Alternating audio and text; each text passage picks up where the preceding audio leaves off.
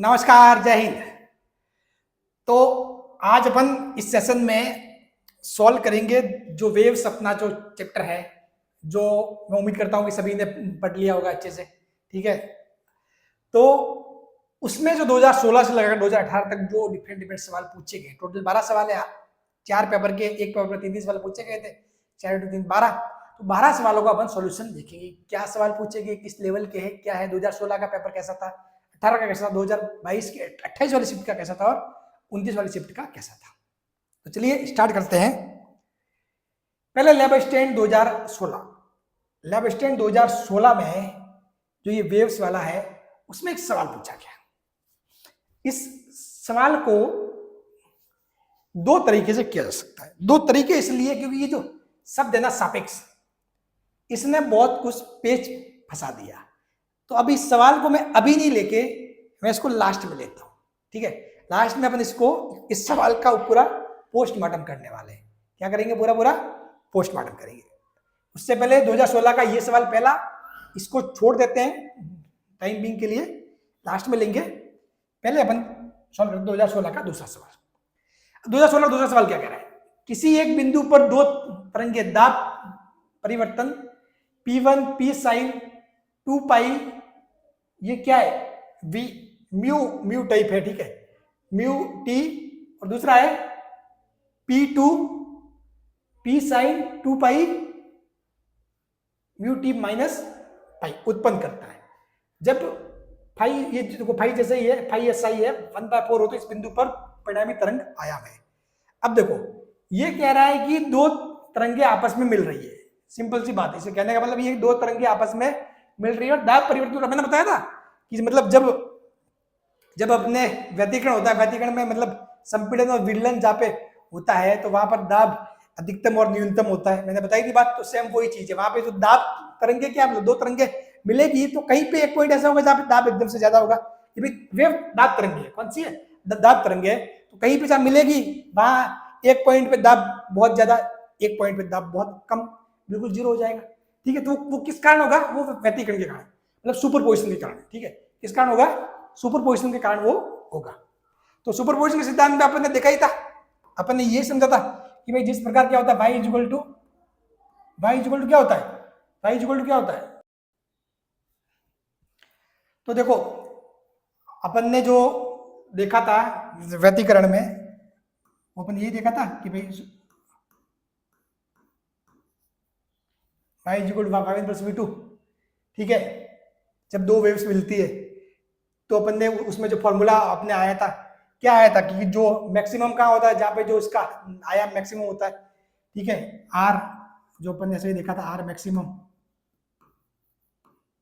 ये देखा था ऐसा, रूट ऑफ a1 का स्क्वायर a2 का square 2a1 a2 cos five या फिर कॉस थीटा, जो भी, चलो मान लो कि कॉस थीटा जो भी है आपकी इच्छा। वहाँ जो भी उनके बीच में, दोनों वेव के बीच में जो फेज डिफरेंस था वो थीटा था। ठीक है, तो जहां पर y क्या था, y अपन ने देखा था कि भाई यही था कि a साइन, ठीक है, ओमेगा टी, या फिर दूसरे को, एक तो एक को ओमेगा टी लिया था, एक को ओमेगा टी प्लस फाइव लिया था, ऐसे लिया था। यहाँ पर फाइव या थीटा क्या था, अपने फेज डिफरेंस था। तो सेम टू सेम यहाँ भी चीज है, यहाँ पे कुछ नहीं होगा। यहाँ पे आपके पास दो वेव है। कौन कौन सी वेव है? दो वेव आप देखोगे तो एक है P1। P1 क्या है? P sine. अब देखो ये क्या है, 2 पाई, ये एक्चुअली म्यू यानी कि एफ है। ये कौन सा है? वो वाला एफ, 2 पाई एफ टी है। ये एक्चुअली में 2 पाई है एफ टी, और 2 पाई एफ टी, इसको मैं क्या लिख सकता हूँ? इसको मैं ऐसे लिख सकता हूँ, ओमेगा टी। ये वही चीज है, ओमेगा टी। तो उसी प्रकार उस P2 को देखो, तो P2 को मैं क्या लिख सकता हूँ? P साइन, और ये 2 पाई जाएगा अंदर, तो ये भी 2 पाई बन जाएगा एफ टी, और इसको लिखूंगा मैं ओमेगा टी लिख दूंगा। ये होगा, अगर देखो इसको मैं गुणा करूंगा अंदर, 2 पाई और म्यू टी माइनस 2 पाई, और इसका मान कितना दिया हुआ है 1/4 इंटू 1/4। ठीक है, तो ये क्या हो जाएगा एक्चुअली में, ये आपके हो जाएगा P sine omega t minus π/2, बात समझ गए। तो ये एक्चुअली ये होता है, ये तो आपको समझने के लिए मैंने बताया। तो अब जैसे कि आपके पास दो वेव है, ठीक है, जिस प्रकार अपन अपने y1 y2 था उसकी जगह p1 और p2 आ गया, तो इसका जो आयाम है, उसका जो फॉर्मूला, जो p इन दोनों का योग होगा, तो दोनों का जो रिजल्ट होगा p रिजल्ट, या फिर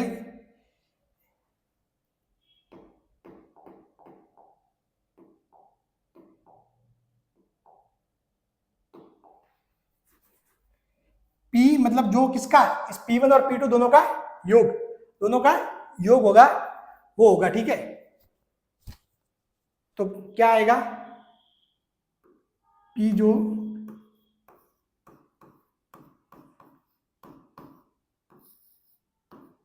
वो क्या होगा, वही उस समीकरण से देखो, यदि इसका आयाम इसका भी क्या है P है, और ये भी इसका मैक्सिमम क्या P है, भाई उसमें तो क्या था आपने y1 और y2 में क्या था A1 और A2 था, ठीक है, यहाँ पर ये PP है। तो एक्चुअली में ये देखोगे ना, तो इसको अपन कैसे लिखेंगे, ऐसे, ए की जगह P का स्क्वायर 2P1 P1 क्या P है, ठीक है, 2P, ऐसे नियम के हिसाब से चलो मैं आपको बता देता हूँ कि भाई ये ऐसे होता है P1 P2 2P1 P2 और cos थीटा, ये होना चाहिए था। लेकिन चूंकि ये अपने पास क्या है चीजें, ये भी P है, क्योंकि भाई P1 बराबर P2 बराबर क्या है P, देखो इसका जो मैक्सिमम मान कितना P, मैक्सिमम मान कितना P, तो P1 P2 कितने P है, ठीक है।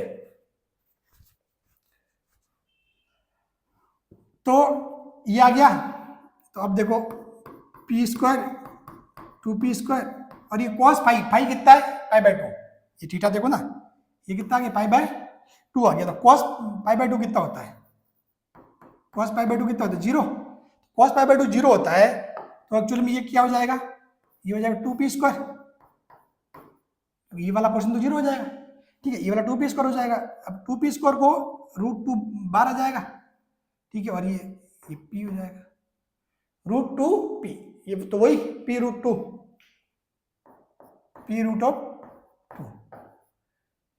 यानी कि ऑप्शन कौन सा, थर्ड, ऑप्शन कौन सा, थर्ड। मतलब यही है, वो यही समीकरण थी, कुछ नहीं था, मतलब इसमें कुछ था नहीं, मतलब आपको ऐसे ही मतलब वो मतलब देख के कि यार ऐसे वो व्यतिकरण वाली चीज थी, ठीक है।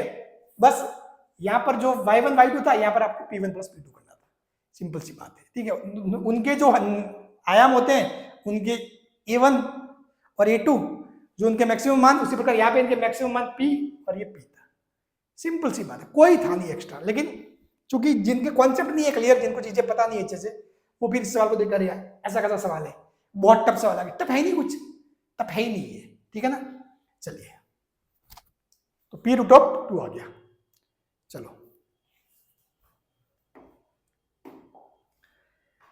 अब है, ये इस टाइप के सवाल हमेशा आते हैं हर बार, मतलब ये लैब स्टूडेंट के एग्जाम में नहीं, जहां पर भी व्यतिकरण टॉपिक होता है वहां इस टाइप के सवाल पूछे ही जाते हैं, ठीक है ना। 100 और 1 तीव्रता के दो कला संबंध प्रकाश स्रोतों के व्यतिकरण द्वारा उत्पादित प्रारूप में तीव्रता का अनुपात I अधिकतम और I न्यूनतम है, I अधिकतम और I न्यूनतम है। तो देखो I मैक्सिमम क्या होता है, आप सभी को फॉर्मूला पता है, ठीक है, आप सभी को फॉर्मूला पता भी है, I मैक्सिमम क्या होता है, √I1 प्लस √I2 का स्क्वायर, ये तो हुआ I मैक्सिमम, ठीक है। और I मिनिमम क्या होता है, I मिनिमम क्या होगा, I मिनिमम ये होता है √I1, ये चीज मैंने आपको बता रखी है, सब कुछ मैंने आपको समझा रखा है, I2 का स्क्वायर, ठीक है, जो तीव्रता होती है जो आयाम के वर्ग के समानुपाती होती है। ठीक है, चलिए, तो यहां से पूछ रहा है आई मैक्सिमम और आई मिनिमम का आपको निकालना है अनुपात, रेशियो। तो देखो आई मैक्सिमम बट्टा आई मिनिमम, ये 2016 के सवाल है। ठीक है, हाँ, अब देखो मैं इसमें और इसमें भाग दूंगा ना, इसमें इस वाले में और इस वाले पूरे में भाग देना है। भाग देने के बाद मैं क्या करूंगा, इस रूट ऑफ I2 से मैं ऊपर नीचे भाग कर सकता हूँ, रूट ऑफ I2 से ऊपर नीचे भाग कर सकता हूँ ना। ठीक है, तो जैसे कि मैंने इसको लिख दिया ऐसे, मैं पूरा आपको तरीका बता देता हूँ, I1 plus root of I2, और मैंने क्या किया यहाँ पर रूट ऑफ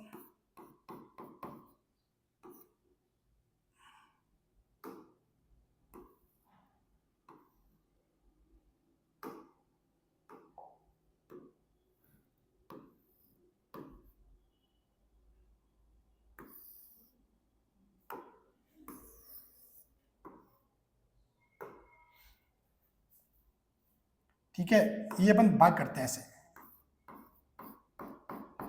I1 I2 का स्क्वायर, इससे हो क्या जाएगा सर जी, ऐसा क्यों कर रहे हैं, क्योंकि अपने को जो दिया हुआ क्या है 100 और 1 तीव्रता के दो कला संबंध स्रोत। ठीक है, तो हालांकि वैसे हाँ यहाँ देखे तो जैसे कि मतलब मैं आपको बता रहा हूँ चीजें। ठीक है, मैं आपको इसलिए क्यों बता रहा हूँ चीजें, ताकि इससे एक बहुत काम आसान हो जाएगा। हालांकि इस सवाल में इसकी इतनी जरूरत नहीं है, ऐसा नहीं है कि इस सवाल में इसकी जरूरत ये है ही, इस सवाल में जरूरत नहीं है। कि सबसे बड़ा फायदा क्या मैं बताता हूँ आपको, ठीक है ना, कि ये आ जाएगा, बन जाएगा आपके रूट ऑफ, इसको मैं कैसे लिख सकता हूँ, रूट ऑफ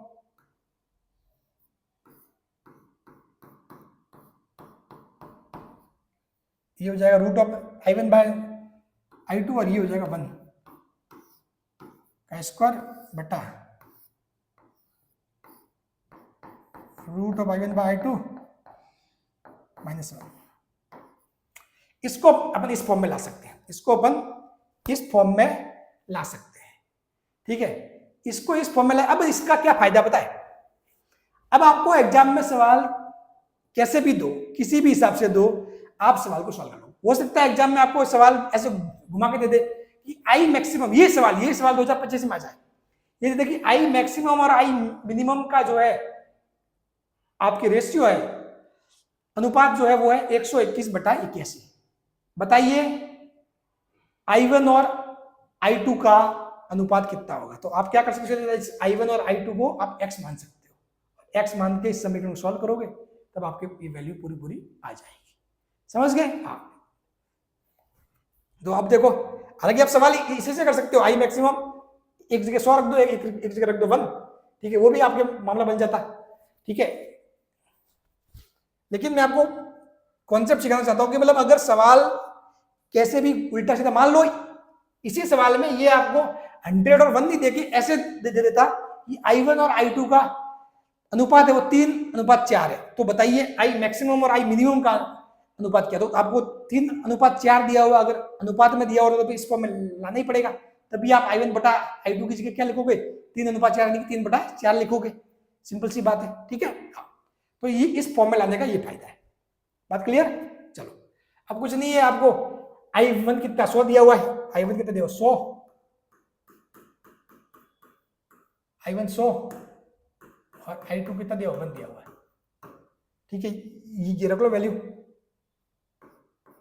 100/1, 100/1, ये 100 बटा नीचे की तरफ 1 होगा, 100 का रूट कितना 10, 10 और 11, तो 11 का स्क्वायर, ये कितना हो जाएगा 100 में से एक गया, सॉरी 100 का रूट 10 में से गया 9, 9 का स्क्वायर, 11 का स्क्वायर 121 और 9 × 9 81, तो 121 अनुपात 81। हालांकि आप इसको इसमें ये आई मैक्सिमम में मान रख के, आई मैक्सिमम में I1 की जगह 100 और I2 की जगह 1 रख के और I मिनिमम में ये रख के भी निकाल सकते थे, कोई दिक्कत नहीं थी। लेकिन ये बताने के पीछे का लॉजिक क्या था कि कल को अगर सवाल में कुछ इस हिसाब से पूछ ले कि अगर ये इनके सीधे सीधे मान नहीं दे के, अभी तो आपको क्या दिया हुआ है, ये दे दिया I1 I2, किसी और सवाल में I1 और I2 का अनुपात दे दे तब फिर ये वाला काम आएगा। आपको इसको रटना नहीं है, किया कैसे वो प्रोसेस आपको पता होना चाहिए, ठीक है, इसको रटना नहीं है, ठीक है ना, किया कैसे चीज को वो पता होना चाहिए, ठीक है ना। हाँ चलिए, तो ये हो गया 2016 के सवाल फिनिश। अब 2018 की बात करें तो 2018 में गैसीय माध्यम में ध्वनि की चाल के वर्ग V² तथा गैस के परम ताप T के मध्य सही संबंध है। मैंने आपको बता रखा है जो ध्वनि की चाल है वो V समानुपाती होती है, क्या मैंने बताया था। एक वजह अपने अपने फॉर्मूला भी देखा था भाई, P/D, तो गैसीय माध्यम ध्वनि की चाल P/D देखा था, ठीक है, दाब बटा डेंसिटी। अब P क्या होता है, अगर आप देखो तो PV इक्वल टू क्या होता है, nRT। तो मैं क्या लिख सकता हूं भाई, P इक्वल टू क्या लिख सकता हूं, nRT अपन V लिख सकता हूं, कोई दिक्कत नहीं इसमें। तो nRT अपन V लिख दिया, ठीक है।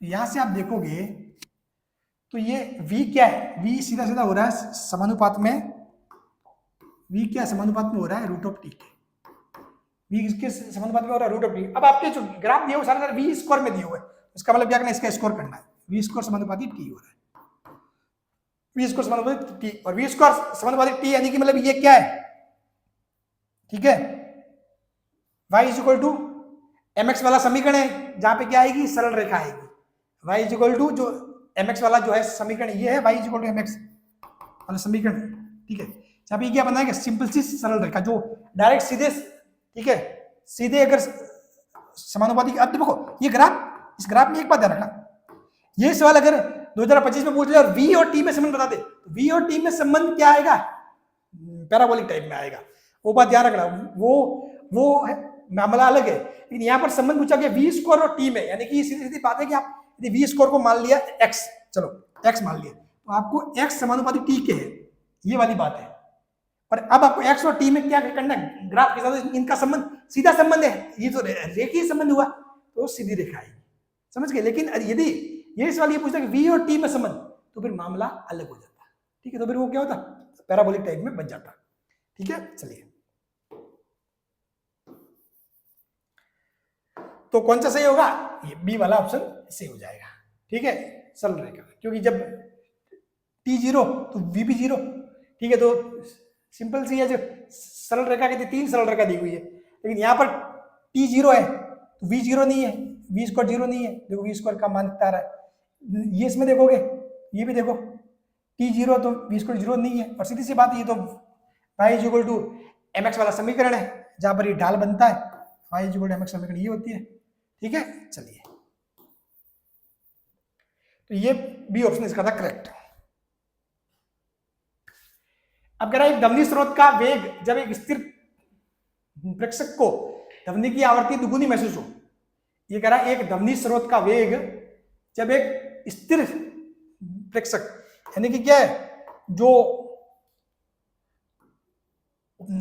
ऑब्जेक्ट है, ऑब्जेक्ट और ये सोर्स, ये क्या है, स्थिर प्रेक्षक है, दूसरों का वेग जब एक स्थिर प्रेक्षक, ये क्या है, ऑब्जेक्ट, प्रेक्षक, या फिर ये समझ लो कि श्रोता, ये वो स्रोत है, ये श्रोता सुनने वाला जो सुन रहा है वो, ठीक है, और ये क्या, सोर्स, स्रोत,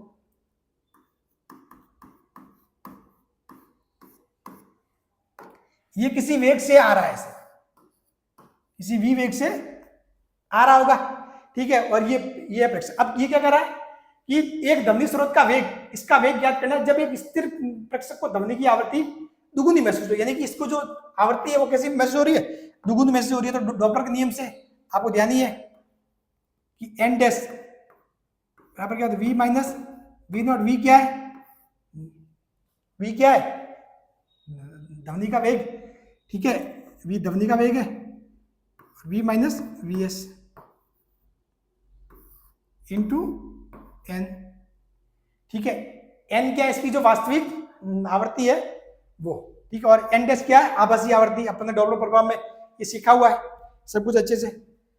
और आपको पता है सोर्स से जो है ऑब्जेक्ट उसका वेग क्या लेते हैं, पॉजिटिव, ठीक है। सोर्स से जो ऑब्जेक्ट है उसका वेग क्या लेते हैं, पॉजिटिव। अब आपको जो ये क्या स्थिर है, ये क्या स्थिर है, अतः क्या हो जाएगा, v ऑब्जेक्ट बराबर 0, v ऑब्जेक्ट बराबर 0, ठीक है।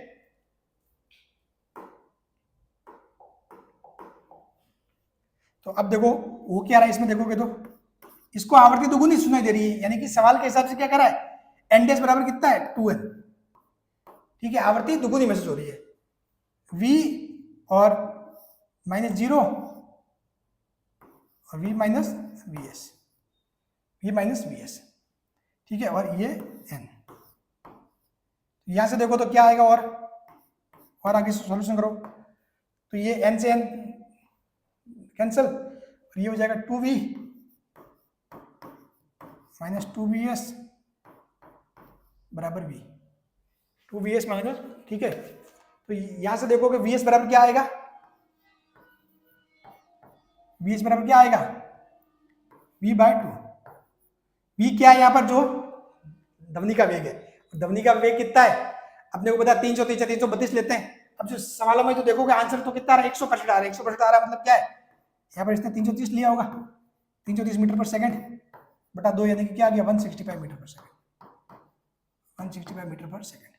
यानी कि ये अगर 165 मीटर पर सेकंड से इस साइड आ रहा है तो ये जो सोर्स से इसे जो आवाज निकल रही है उसकी आवर्ती इसको दुगनी सुनाई देगी, सिंपल सी बात है ये, ठीक है ना। चलिए तो ये हो गया 165 मीटर पर सेकंड।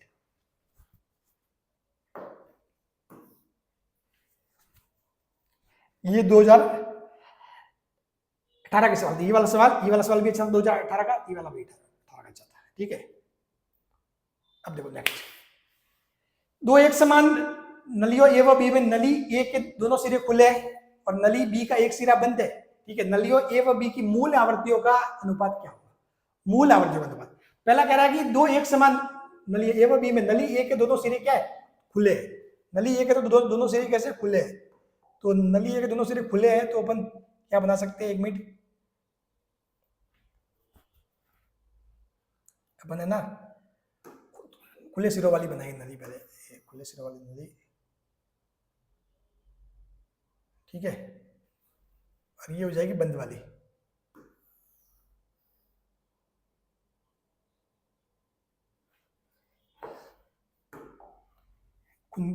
खुले में क्या होता है आपको पता है, दोनों ही सिरे खुले होते हैं, ठीक है। और बंद बोले तो बंद में एक सिरा बंद होता है, एक सिरा क्या होता है, बंद होता है। दोनों सिरे बंद हो गए तो फिर उसमें क्या ही वो मतलब मूल आवर्ती उत्पन्न होगी, कुछ सवाल ही बता नहीं पता, ठीक है। अब आपको पता है जब भी कंडीशन बनती है ऐसी तो क्या होता है,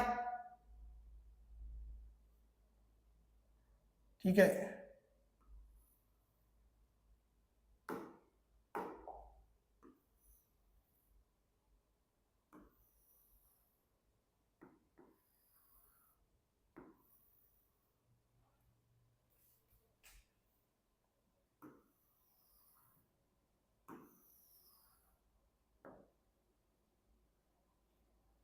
यहाँ पर टच होता है, ठीक है।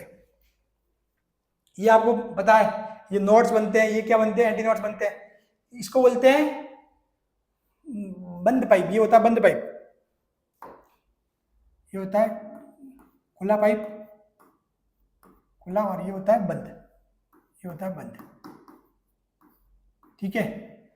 अब आपको पता है कि ये नोड, ये देखो ये जो लंबाई कितनी होती है, ये होती है λ/4, ये λ/4, ये टोटल कितनी होती है λ/2 होती है, λ/2, यानी कि दो एंटी नोड्स या फिर दो नोड्स के बीच की दूरी कितनी होती है λ/2, और या फिर एक नोड और एक एंटी नोड के बीच की दूरी कितनी होती है λ/4 होती है, λ/4 होती है,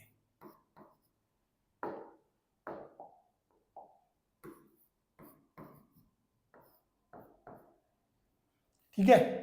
अब ये अपन ने माना कि ये जो नली है इसकी रियल लंबाई कितनी है, इसकी यदि रियल लंबाई कितनी L है, रियल लंबाई इसकी कितनी एल है, ये अपन ने की है सारी चीजें, एल है, जो रियल लंबाई इसकी भी कितनी एल, वही कह रहा है कि भाई दो एक समान नली है ए वो बी, एक समान मतलब लंबाई समान है, ठीक है। तो ये यहां देखोगे तो लैम्डा बराबर कितना आएगा इसके लिए, लैम्डा ए, अगर इसको मान लेते ए, इसको ए मान लेते हैं, खुला खुला को ए, नली ए के दोनों सिरे खुले हैं, नली बी का एक सिरा बंद है, तो बंद वाला बी, तो लैम्डा ए, तो ये देखो एल बराबर क्या आएगा, लैम्डा बाय 2 आएगा, ठीक है। तो लैम्डा बराबर क्या आ जाएगा 12, तो लैम्डा एक कितना हो जाएगा 12, लैम्डा एक कितना हो जाएगा 12, ठीक है। और यहां पर देखोगे तो वही लैम्डा बी यहाँ पर कितना हो जाएगा 4l, क्योंकि आप लैम्डा बाय 4 को एल के बराबर रखोगे तो लैम्डा कितना होगा 4l, ठीक है। अब ये पूछ रहा है कि इनकी मूल आवर्तियों का अनुपात क्या होगा, ठीक है। तो आपको पता है कि भाई जो आवर्ती होती है एन ए अगर लिखे तो क्या होता है वी अपन लैम्डा, जो आवर्ती का फॉर्मूला क्या होता है ये होता है, ये अपन ने देखा है, वी अपॉन लैम्डा के हिसाब से देखोगे तो कितना होगा वी अपॉन 12, यहां पर देखोगे वी अपॉन 4l। अब ये पूछ रहा कि दोनों आवर्तियों का अनुपात क्या होगा, दोनों आवर्तियों का क्या होगा अनुपात, तो वही N A upon N B, तो ए कितना वी बाय 12, वी बाय 12 और वी बाय 4l, 4l चला जाएगा ऊपर 2l नीचे, तो ये आ जाएगा 2/1, यानी 2:1, 2 कितना हो जाएगा 1 हो जाएगा।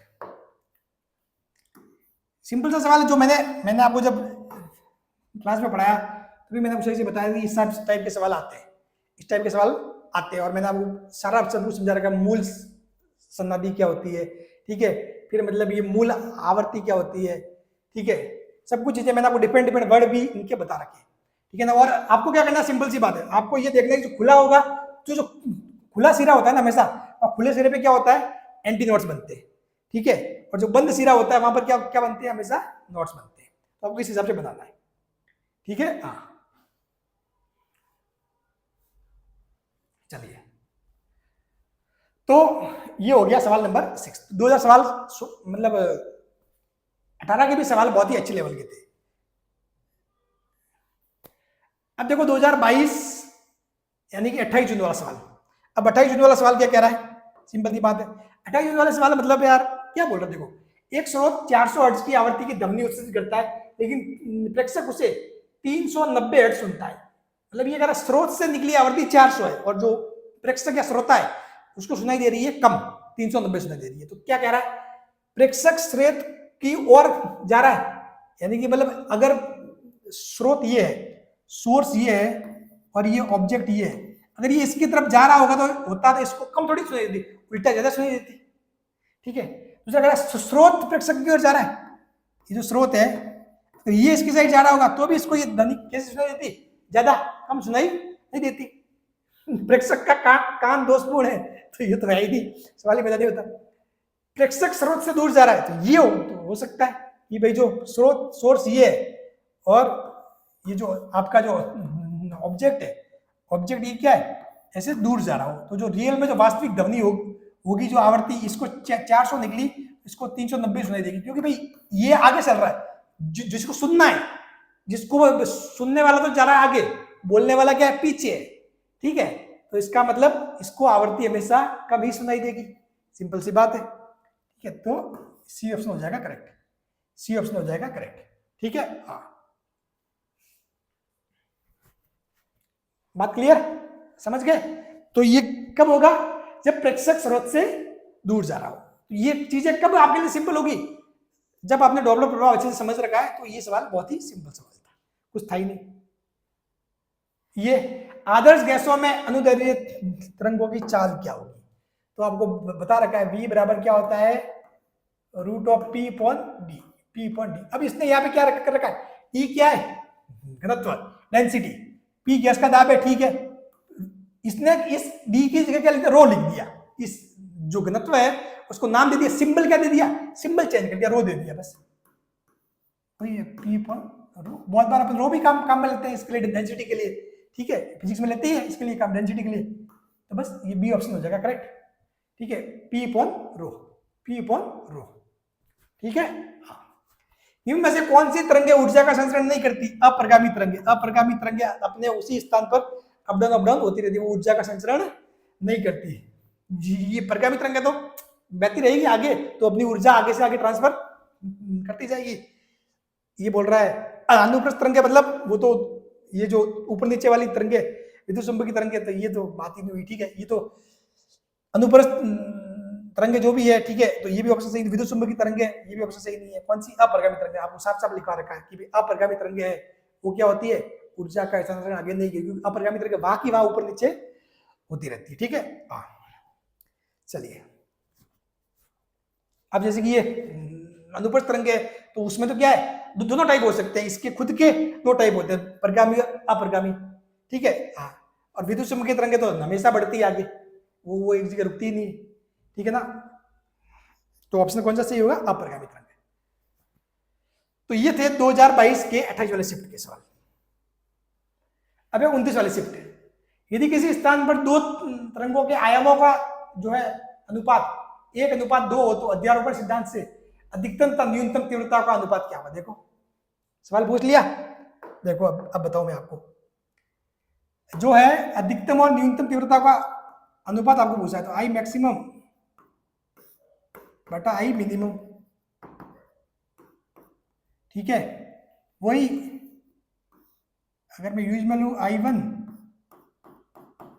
I2 प्लस 1 का स्क्वायर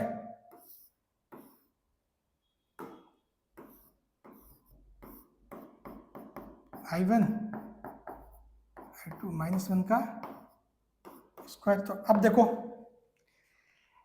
रूट ऑफ I1 बटा I2। अब आपको दिया हुआ क्या है, दो तरंगों के आयामों का अनुपात, दो तरंगों के आयामों का अनुपात। अब आपको पता है एक चीज, I होता है, I क्या होता है, समानुपाती होता है सीधा सीधा ए स्क्वायर के, आयाम के स्क्वायर के समानुपाती होता है, ठीक है। तो यहां पर आप इसको क्या लिख सकते हो भाई, कोई भी समानुपाती नियतांक मान लिया R है, ठीक है, I बराबर, चलो I equal to R A square, या फिर के स्क्वायर है, के मान लिया के स्क्वायर है, ठीक है। तो आप क्या लिख सकते हो, I1 की जगह क्या लिख सकते हो, I1 की जगह क्या लिख सकते हो, के A1 का स्क्वायर, I2 की जगह क्या लिख सकते हो, के A2 का स्क्वायर, ये लिख सकते हो। बस मामला खत्म है, मामला खत्म है, सिंपल सी बात है। I1 की जगह क्या लिख दिया, के A1 का स्क्वायर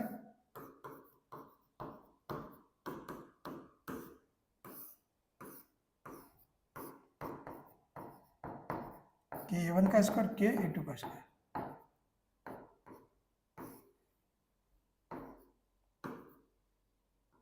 ठीक है। समझ गए चीजें? आपको कभी ऐसा नहीं लगता, मतलब जैसे कि मतलब सर आप जब सॉल्यूशन करवाते हो तो बहुत धीरे से करवाते हो, मैं सॉल्यूशन धीरे से इसलिए करवाता हूँ कि समझाना आपको है।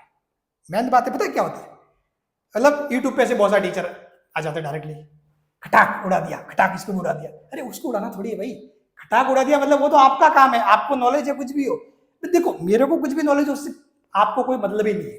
रियल में एक स्टूडेंट को टीचर का नॉलेज से मतलब नहीं होना चाहिए, उसको लिए जरूरी है कि टीचर आपको कितना समझा सकता है, खोपड़ी में कितना जा रहा है आपके, वो सबसे इंपॉर्टेंट चीज है, ठीक है। मतलब कोई भी कैसा भी टीचर हो ना भाई, वो अपने मन से लगा हुआ बोर्ड पे ये सवाल आया करा दिया, आपको करे यार क्या टीचर पढ़ा रहा है, अरे वो पढ़ा रहा है नहीं, वो खुद के सवाल सॉल्व कर रहा है, वो आपको नहीं पढ़ा रहा है, वो खुद ही सॉल्व कर रहा है, खुद ही सॉल्व नहीं करने, मेरा काम है आपको समझाना।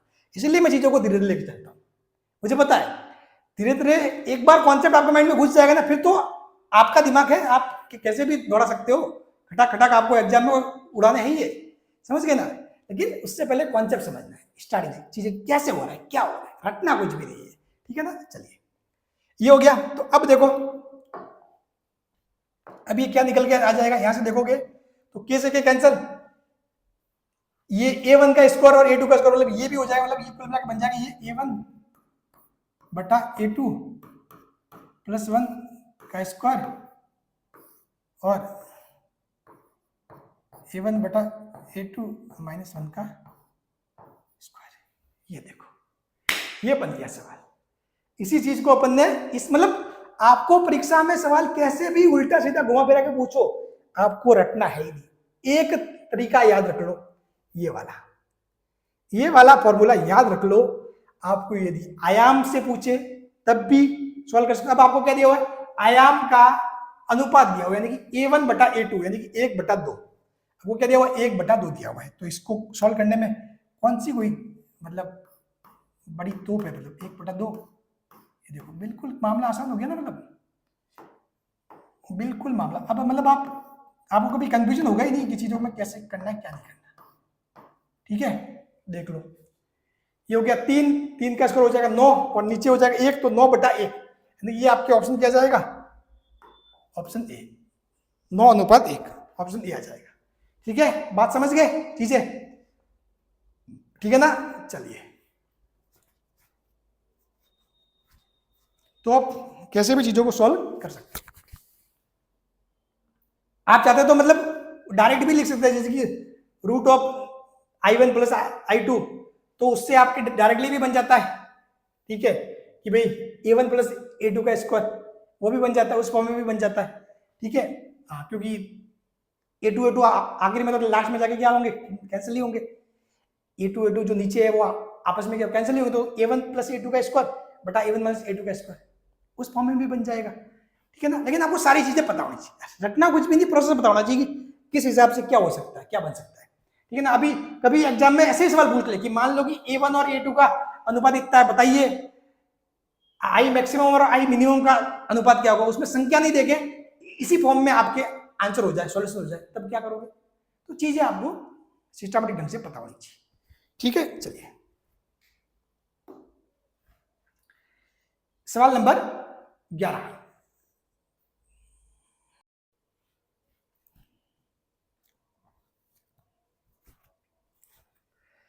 अब देखो,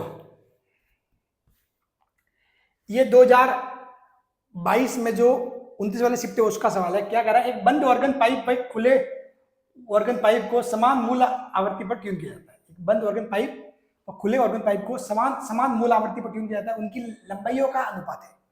अब बोल रहा है कि आवृत्ति समान है, अब लंबाइयों का अनुपात बताओ। सवाल उल्टा पूछ लिया। जो अपन ने पीछे एक 2016 जो 18 का सवाल सॉल्व किया था उसमें क्या था, लंबाई समान दी हुई थी, मूल आवर्तियों का अनुपात पूछा था। अब इसने क्या कर दिया कि मूल आवर्तियां समान है, अब आप बताइए उनकी लंबाइयां कैसी होगी, मतलब ठीक है, दोनों जो बंद ऑर्गन पाइप और खुला ऑर्गन पाइप है उनका। तो आपको पता है जो बंद होगा, बंद में तो क्या होगा, बंद में तो बंद में देखोगे तो क्या होगा, बंद में ये होता है,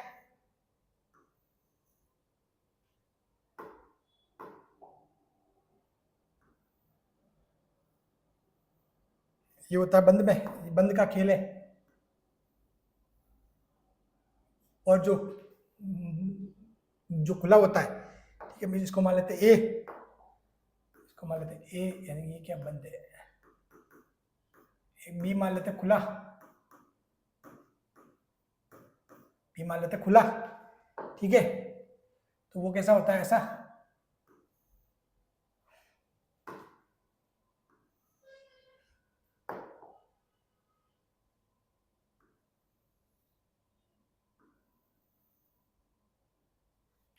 ठीक है, एक मिनट इसको थोड़ा सा,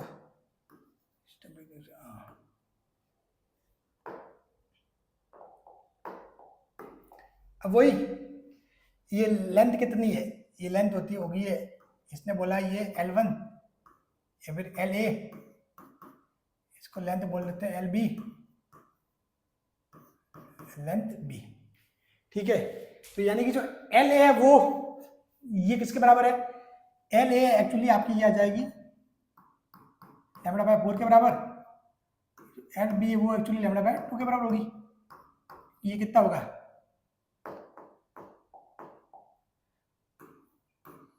ये λ/2 होता है, ये λ/4 होता है। ठीक है, अब ये कह रहा है कि समान मूल आवृत्तियों को टीम किया जाता है, उनकी लंबाइयों का अनुपात याद करना। समान मूल आवृत्तियां कितनी है? समान। अब आपको पता है v इक्वल कितना होता है, सॉरी जो मूल जो आवृत्तियां होती है v अपन क्या होता है, लैम्बडा, v अपन लैम्बडा, जो लैम्बडा क्या होता है, ठीक है, v अपन लैम्बडा, ठीक है।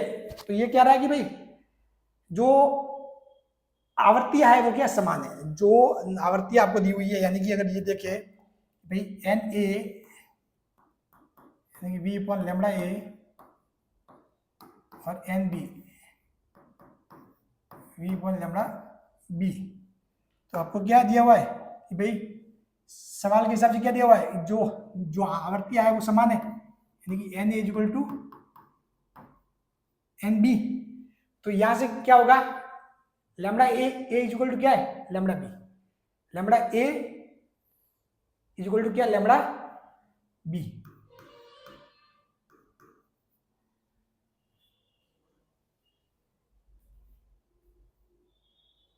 ठीक है,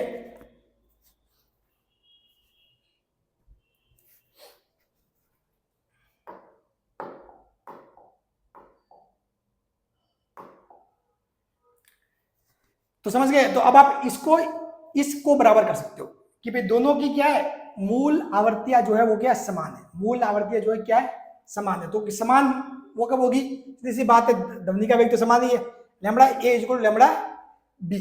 अतः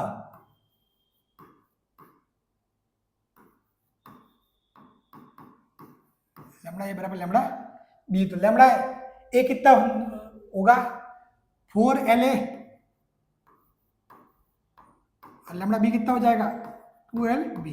अब ये पूछ रहा है ए और बी का, ए और बी का क्या पूछ रहा है, अनुपात। तो LA बटा LB करोगे तो वो क्या हो जाएगा 2/4, यानी कि 1/2, यानी कि 1:2 हो जाएगा, 1:2 हो जाएगा। डी ऑप्शन आपके हो जाएगा करेक्ट, डी ऑप्शन हो जाएगा करेक्ट। मामला समझ में आया? ठीक है, चलिए तो मैं इसको थोड़ा सा सिस्टमेटिक ढंग से सेट कर दूं ताकि अगला सवाल अपन सॉल्व कर पाए।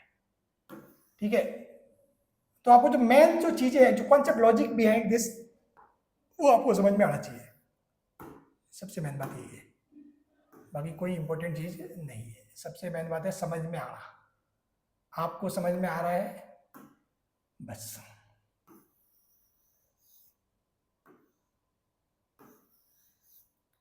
अपने को यहाँ पर कुछ भी चीज हो उड़ाना नहीं है, खटाखट कब उड़ाना है, वो एग्जाम में उड़ाना है। एक बार जब कॉन्सेप्ट सीख जाओ फिर उसके बाद उनको फास्ट करने की कोशिश करो।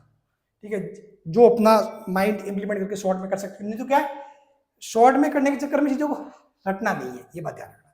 ठीक है, एक बार चीजें समझ में आ गई उसके बाद आप शॉर्ट ट्रिक वगैरह इंप्लीमेंट कर सकते हो, जो आपकी जब तो शॉर्ट ट्रिक ऑटोमेटिकली आपके माइंड में वो कैलकुलेशन फास्ट होने लग जाएगी, तो प्रैक्टिस करोगे ऑटोमेटिकली कैलकुलेशन फास्ट। लेकिन उससे पहले कॉन्सेप्ट आना जरूरी है, कॉन्सेप्ट ही नहीं आएगा तो फिर आपकी जो प्रैक्टिस या जो भी कैलकुलेशन है वो कोई काम की नहीं है। समझ गए? नेक्स्ट, ध्वनि के स्रोत को किस गति से चलना चाहिए जिससे किसी प्रेक्षक को आभासी आवृत्ति प्राकृतिक आवृत्ति की आदि के समान प्रतीत हो।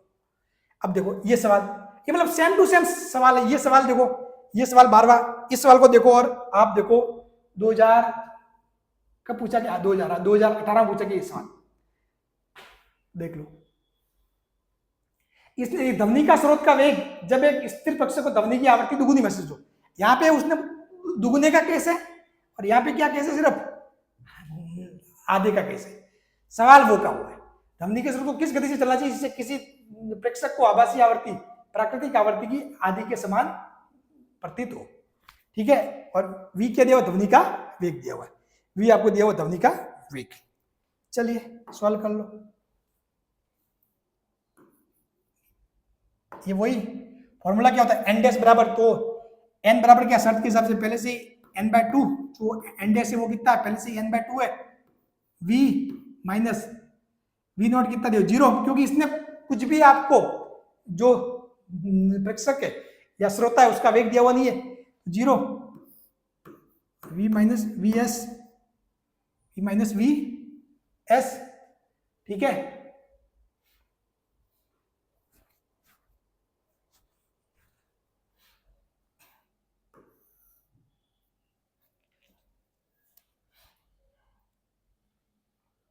और ये आ जाएगा n आधा।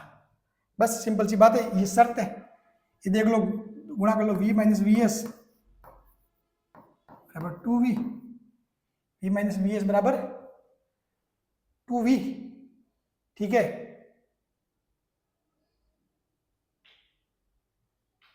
बात क्लियर? तो यहां से देखो क्या जाएगा, ये v minus V S 2v, तो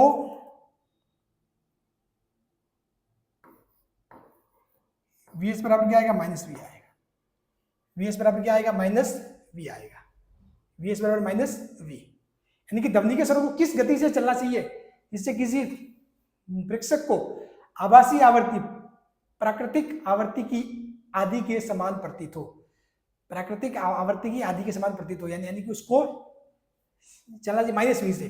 तो माइनस वी से मतलब क्या है, उसको दूर जाना चाहिए भाई, दूर जाना चाहिए। सिंपल सी बात है। माइनस वी क्यों आया अभी, हालांकि आपको यह माइनस प्लस में दिया हुआ नहीं है, इसलिए आपको सिर्फ मान पूछा है। मान पूछा मतलब क्या है, डी। मान पूछा मतलब डी, लेकिन इसका मतलब क्या है, माइनस वी मतलब कि क्या है, श्रोता से दूर जा रहा है,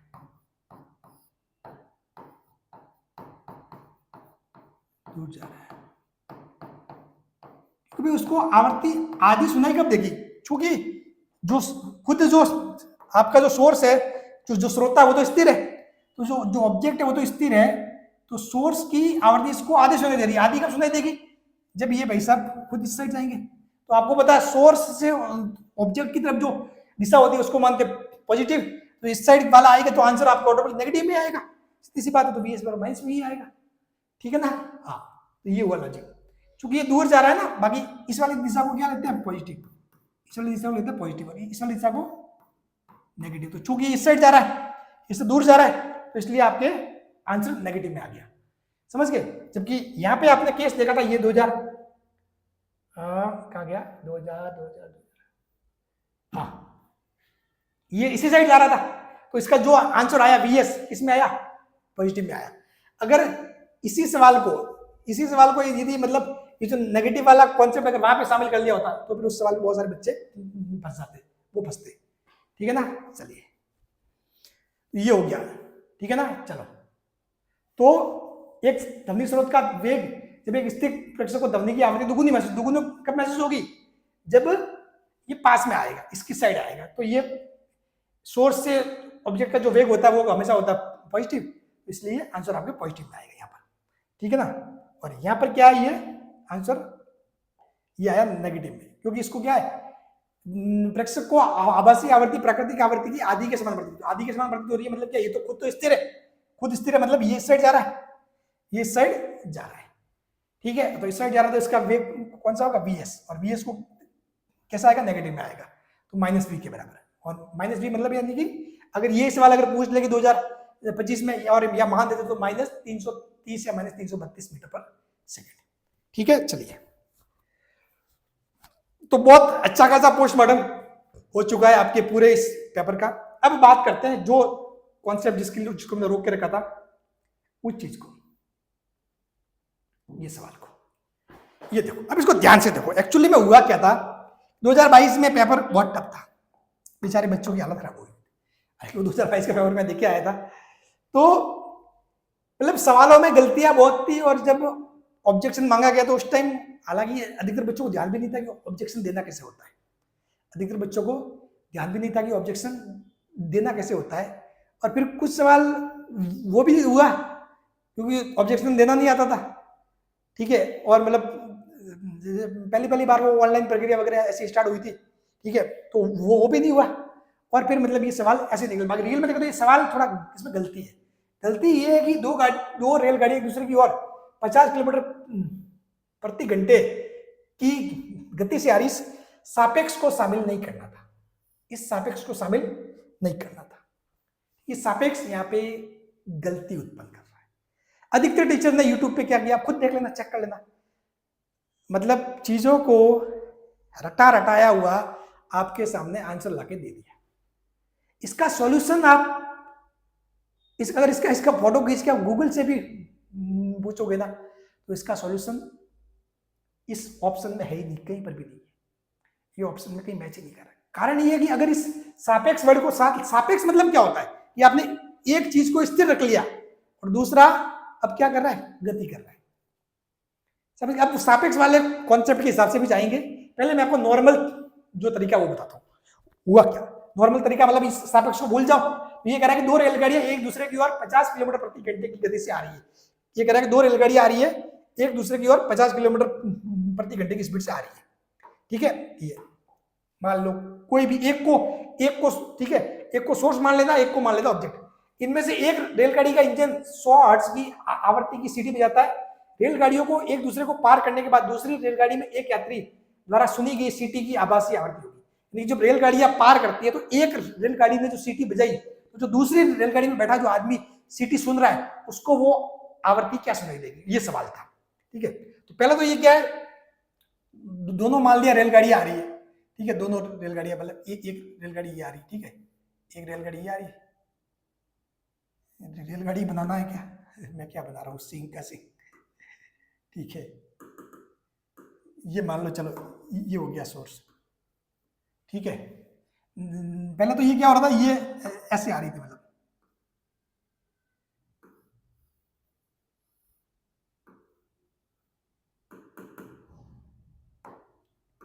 ये ऑब्जेक्ट, ये क्या है, एक दूसरे की ओर 50 किलोमीटर प्रति घंटे। अब देखो एक बात ध्यान रखना, कभी भी 50 किलोमीटर प्रति घंटा आ गया ना तो उसको मीटर प्रति सेकंड में बदल देना, फायदे में रहोगे। उसको क्या कर देना, मीटर प्रति सेकंड में बदल देता। मीटर प्रति सेकंड में बदलने के लिए क्या करोगे, इसको, ये सबसे जरूरी है, क्योंकि अगर आपने मीटर प्रति सेकंड में नहीं बदला होता ना तो जिन बच्चों ने मीटर प्रति सेकंड में नहीं बदला तो उनके लिए दूसरा ऑप्शन भी तैयार था। जो गलती करेगा स्टूडेंट उस हिसाब से भी ऑप्शन तैयार था। आप टिक मार्क आप करते आ रहे, मेरा तो आंसर सही आया था।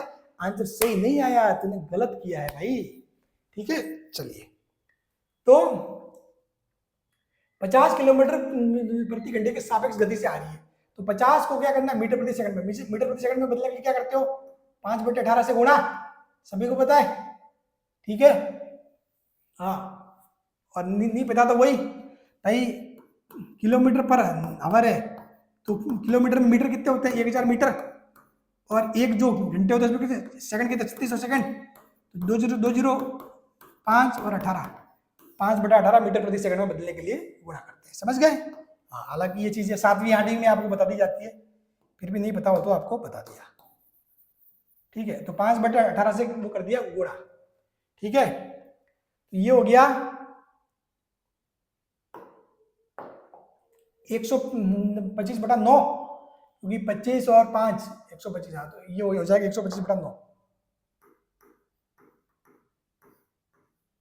125/9 मीटर पर सेकंड, 125/9 मीटर पर सेकंड। तो ये सोर्स है, ये सीटी बजाएगा और इसके अंदर कोई आदमी बैठा हुआ है, ठीक है, उसको ध्वनि सुनाई दे रही है,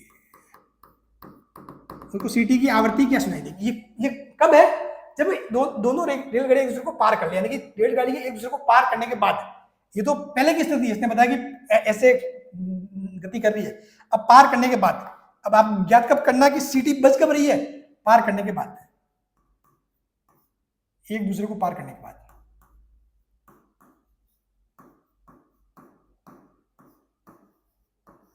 को पार करने के बाद, एक दूसरे को पार करने के बाद, तो एक दूसरे को पार करने के बाद की बात देखिए अपन,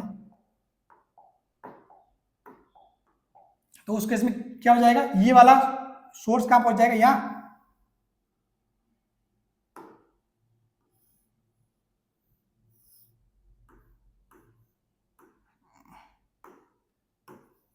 और ये जो रेलगाड़ी एक पहुंच जाएगी इधर, ये हो जाएगा ऑब्जेक्ट, ये भी सुनेगा, और इसके अंदर कोई भाई साहब बैठे हैं, इनको ध्वनि की आवृत्ति सुननी है, तो इसने बजाई सीटी।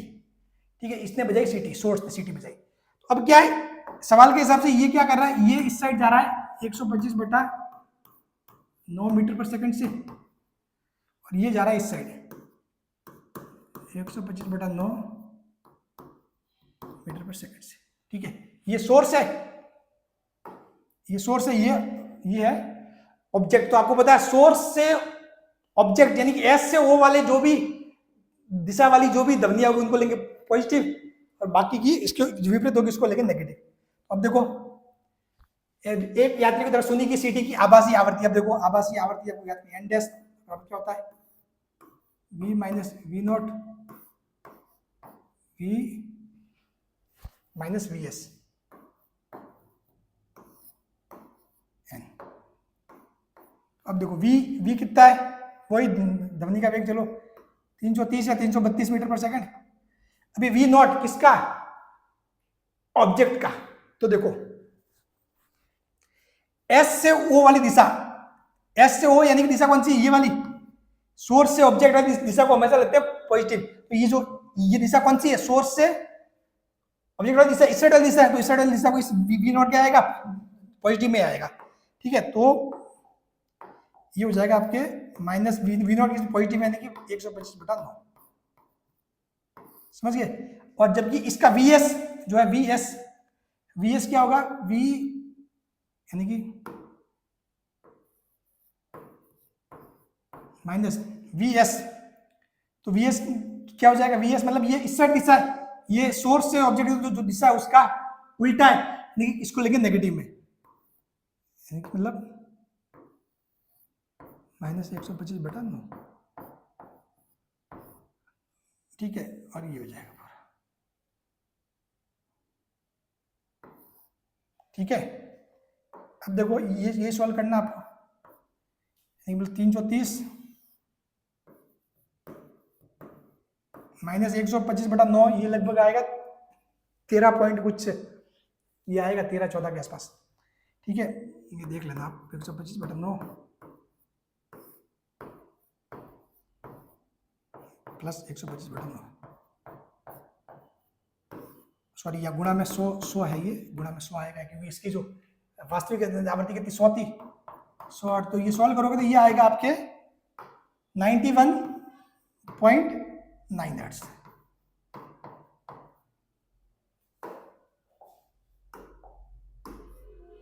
ठीक है, अगर आपने गलती से भी अगर यहां पर रख दिया होता ये 50 रख दिया होता ना, आपके आंसर ये आता, ये गलत हो जाता। क्योंकि ध्यान रखना हमेशा, ये किलोमीटर प्रति घंटा है तो उसको मीटर प्रति सेकंड वगैरह बदलना है, ये बेसिक चीजें है फिजिक्स की, ये ध्यान रखना। जिसने ये ध्यान रख लिया आधी जंग तो ऐसे ही जीत जाता है। ठीक है, चलिए, ये तो था इस हिसाब से, इस लॉजिक के सवाल। अब इसने क्या सापेक्ष वर्ड, सापेक्ष ने सारे सवाल को मतलब खेल ही बिगाड़ दिया। यदि सापेक्ष वर्ड को शामिल करे, तो एक्चुअली चलो इसको तो मैं सेव कर लेता हूं। ये अब तक की जो चीजें, ये अपना सॉल्यूशन तो हो गया। अब यदि इस सापेक्ष वर्ड को शामिल करें, तो सापेक्ष वर्ड को शामिल करने का मतलब ये होता है कि भाई दो रेलगाड़ियां एक दूसरे की और 50 किलोमीटर प्रति घंटे के सापेक्ष वेग से आ रही है। सापेक्ष वेग से मतलब ये हो रहा है कि भाई ये कुछ भी x वेग से आ रही है, ये कुछ भी उसकी साइड y वेग से आ रही है, तो दोनों का जो सापेक्षिक वेग है ना वो कितना 50 है। सापेक्षिक वेग मतलब ये उनमें से किसी एक को रोक दे तो जो दूसरे का वेग अपने को ये प्रतीत होता है कि वो इतना है, 50 है। और उस लॉजिक को मान के आपको सवाल सॉल्व करना पड़ेगा। उस लॉजिक को मान के सवाल सॉल्व करते ना, तो फिर आप किसी भी एक रेलगाड़ी को रोक देते, स्थिर रख देते, मतलब ठीक है, जो सापेक्षिक मोशन वाला जो चीजें जो देखी होगी, ठीक है, उसमें आप एक को स्थिर रखते, ठीक है, एक को क्या रखते, स्थिर रखते, ठीक है, और फिर आप सॉल्व करते ना चीजों को, तब फिर आंसर आपके उल्टा 95 और 96 के आसपास आपके आंसर आता। और वो 95 और 96 के आसपास वाला जो सॉल्यूशन है वो एक्चुअली यहाँ ऑप्शन में दिया हुआ है, समझ गए। तो जो एग्जामिनर ने सवाल बनाया, ये सवाल एक्चुअली डिलीट होना चाहिए था, ये सवाल डिलीट होना चाहिए था। मुझे नहीं पता यूट्यूब पे कितने टीचर ने इस सॉल्यूशन में ये बातें बोली है रियल में, लेकिन ये फैक्ट है, ये सवाल को डिलीट होना चाहिए था, क्योंकि ये इसमें जो लैंग्वेज है ना, लैंग्वेज में मिस्टेक है, क्योंकि इस लैंग्वेज को शामिल किया जाए तो फिर मामला गड़बड़ हो जाता है, मामला गड़बड़ हो जाता है, ठीक है ना। तो सापेक्ष वर्ड को शामिल नहीं किया जाना चाहिए था, क्योंकि सापेक्ष मतलब तो ये होता, क्योंकि भाई अगर ये मान लो इसकी साइड आ रही 50 से, ये 50 से आ रही है, तो इसके इसमें इनका सापेक्ष वेग कितना हो जाता है, 100 हो जाता है, 100 हो जाता है सापेक्ष वेग। जैसे ये इसकी साइड आ रही 50 से और ये इसकी साइड जा रहा है 50 से, तो इन दोनों का जो एक दूसरे के पास में आने का वेग कितना हुआ, 50 प्लस 50, 100 हो गया, ठीक है। हाँ, तो सापेक्षिक वाला ये वर्ड यहाँ पे सेट नहीं बैठता। ठीक है ना। हाँ, बाकी सवाल मस्त था, कॉन्सेप्चुअल सवाल था, लेकिन इस वर्ड की वजह से सवाल, क्योंकि इस सवाल को गलती कौन करेगा पता है, इसमें जो ज्यादा होशियार होगा ना उल्टा उसके सवाल गलत हो, क्योंकि वो सोचेगा अरे यार सापेक्ष सापेक्ष सिक्का दिया तो सब, बेचारा जो नॉर्मल बनता होगा ना बेचारा, तो सोचेगा अरे अच्छा दोनों का वेग अच्छा 50 दिया हुआ है, तो उसके आंसर अगर इसने ये वाली गलती ना करे, ठीक है, तो सीधा आंसर वो आ जाएगा। तो कभी कभी एक्स्ट्रा दिमाग लगाना भी गलत पड़ता है।